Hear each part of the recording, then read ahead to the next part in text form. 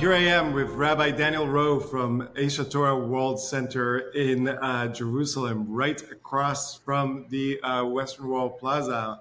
Rabbi Rowe, how are you doing? Um, it's great. It's great speaking to you, and really special being in the run up to Rosh Hashanah, sitting right opposite, as you said, opposite the Kotel, the Western Wall. Yeah, so we are going to make a series of short videos about each and every one of the high holidays. But before we get into, some would say, the minutiae of each holiday, I wanted to ask in general, what is so special about these high holidays? We call them the high holidays. And why are there so many holidays crammed into such a short amount of time when the next month on the Jewish calendar has no holidays? Hmm. It's a great question. So, I think the bottom line is the Jewish calendar, the year mirrors the agricultural cycle. And in fact, many of the festivals are explicitly linked to it. And we have really two beginnings of the year. We begin this part of the year, we actually start the new year, but we're still in the seventh month of the old year. And that reflects the idea that we're laying seeds into the ground. The farmer starts to put the seeds in the ground and only reaps the harvest in 6 months' time. And in many ways, that mirrors our personal development. There's a relationship between the word shinui, the word for change, and the word shana, the word a year. And that's seen in many rabbinic sources as actually a deep message that change takes a year. So we focus this beginning of the year on little festivals, each of which adds another aspect of us setting the scene, preparing the seed, creating the vision for who we want to be 12 months from now. And then we spend the whole year drawing out all the potential from all that amazing work that we do right now. So let me get me that straight. And again, we'll get into the details in the other videos. But Yeah. the seed of change, why does it require so many different aspects? So what are the different aspects of the high holidays? Okay, so Rosh Hashanah really is about asking a deep question, who we are and what we're living for. Yom Kippur and the days leading up to it are asking what areas of my life do I need to change in order to become the person I dreamt of being on Rosh Hashanah. So Rosh Hashanah is like a vision, maybe even a mission statement for the year. Yom Kippur is like all the departments of a company working out the practical changes they need to make between now and next year.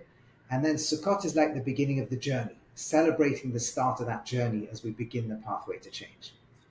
And it made perfect sense when you said we used to be an agriculture society and we live by the agriculture calendar and the when it's time to harvest, when it's time to sow. But we don't live in an agriculture society anymore. And most people, most Jews around the world, even the most devout Jews around the world, they live their life under, one or not, the Gregorian calendar that starts on January 1st and goes all the way to December 31st. And with that calendar, we have the same kind of renewal. There's the New Year's resolution. There's the last week of December when people get drunk with family and get connected, but also maybe do some stuff they then regret, and then going to the New Year. Why do we need a Jewish New Year? Why do we need this extra layer of renewal when most of us already engage in that?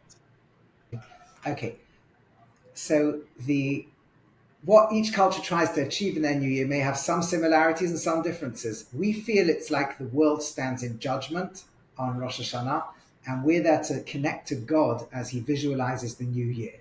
And as far as the Jewish tradition is concerned, at least for our role as a Jewish people, that occurs on Rosh Hashanah. So it's not just about self-development in abstract. It's like we're in a partnership with God, creator of the universe. And you could take that literally, as I would, and traditional Judaism will. You could even theoretically take that metaphorically, but imagine you're stepping out of creation, standing face to face with the Creator, and advocating for what you want to do as a partner with God himself in bringing the world to perfection. That's really the power of what the Jewish New Year is about. So you're saying there's something. It's not just about the calendar renewal. There is something about the holiness, and again, the holiness can be for someone like you coming from above, for someone more like me from, creating the holiness, but there's something holy about this cycle that is different from the other Gregorian cycle. And I think with every culture, there's something that is ours. This is connecting to thousands of years of Jewish people using this time for this purpose. And so when we think with our Jewish lenses on as to what Jewish values we want for ourselves and for the world, this is 100% the time of year to be doing that. Right, and this is where I think the interesting thing happens. The where what's happening in the world right now is converging with the Jewish cycle of renewal, which is Rosh Hashanah, Yom Kippur, Sukkot. The entire cycle of the agricultural cycle is an indigenous cycle. This is an indigenous harvest fest. It's based on what life was like for the Jews, the Israelites in the land of Israel. So when Yeah. we think about something like I am a Zionist or I support Israel or whatever it is, even something as minor, I would say, as living your life according to the Jewish calendar is a way to strengthen your connection to the land of Israel and our continuity across time. While it might be easier to celebrate Rosh Hashanah, let's say in December and January, because that's, we're already like in our homes. No, that's not how our ancestors did. Right. And wherever we were in exile, we were always pulsating in our spiritual growth to the rhythm of the agricultural seasons of the land of Israel. Right. And now, before getting to each and every one, I do want to ask one specific question, and I want you to explain that to people who might not be aware. Sure. This is true of every Jewish holiday, but it felt very strongly about the high holidays. The holidays in Israel, in the land of Israel, are one day shorter than the ones all across the diaspora. Why is that? Except for Rosh Hashanah. Except for Rosh Hashanah. Because again, we're always mirroring a consciousness of the Jewish temple era. And during that era, we didn't have a fixed calendar. The Jewish model was not a fixed calendar because it's like even time itself is a partnership between creation, creator, and us.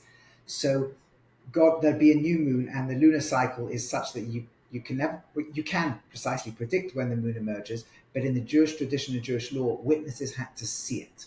So every month was plus or minus a day, because the lunar cycle is not a precise, not 29, not 30 days, it's in between. So you never knew exactly whether the month will be witnessed, whether people will see it and they'll come to Jerusalem and witness it. And then as soon as it was declared, the messengers would go out and spread the word. And the word would spread very quickly in the land of Israel and more slowly in the diaspora. So the diaspora always kept 2 days because they weren't sure exactly when the new month had begun, and therefore they weren't sure exactly when festivals had begun. Whereas Israel always kept 1 day, except for Rosh Hashanah, which typically was 2 days because that was the day, it's the first day of the month. So even in Israel, people wouldn't know. And even though we've got a fixed calendar now, the rabbis instituted the idea that we should always replicate and live with the same rhythm that our ancestors did, differentiating our real homeland, Israel, where the message was quick, and the rest of the world, which partly symbolizes the idea that the Jewish home always belongs to the land of Israel, and partly puts us back in the rhythm of the sense that, yes, we've got mathematical formulae, but the real calendar is a part of our actual relationship with time. I love that, and which is interesting how again, like it's so based in reason and evidence, right? You're not going to wait for someone to say, well, it's Tishrei and it's the third day of Tishrei, so now it's fine. You're like, no, I need to see it with my own eyes, and at the same time, I'm going to keep the tradition because nowadays, I know with the exact date and time, 20 years from now when Rosh Hashanah and Yom Kippur are going to start. But I'm going to keep the tradition of, while I'm outside of Israel, outside of my indigenous land, in the diaspora, I'm going to give myself extra day because I may be wrong. So I love that.